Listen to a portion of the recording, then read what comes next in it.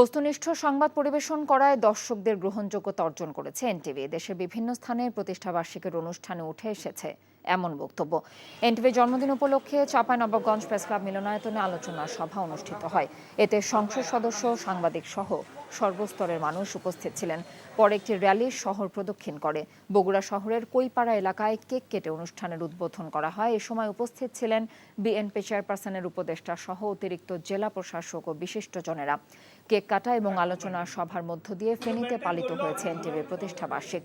বক্তারা দেশ ও জনগণের কল্যাণে এনটিভির সব সময় পাশে থাকবে বলে আশাবাদ ব্যক্ত করেন।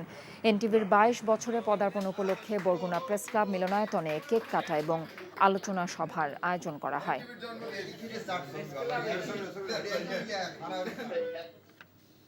ভালোবাসাটা কি জানো?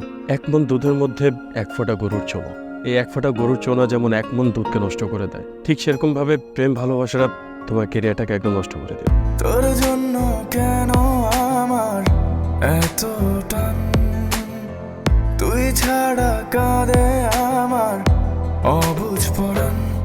দূরে গেলে বুকে ভালোবাসা জাগে, তোর জন্য আমার বড্ড মায়া লাগে।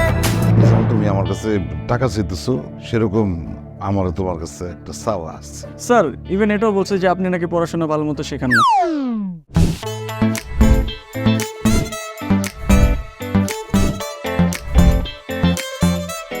অল্প বয়সে জীবনের সরোবরে ভালোবাসা নামক একটি চোনা ঢুকিয়েছে।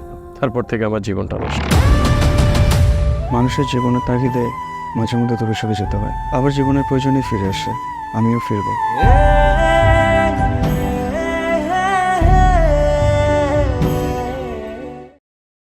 এখন জন্ম সনদ দিয়ে খোলো বিকাশ স্টুডেন্ট অ্যাকাউন্ট।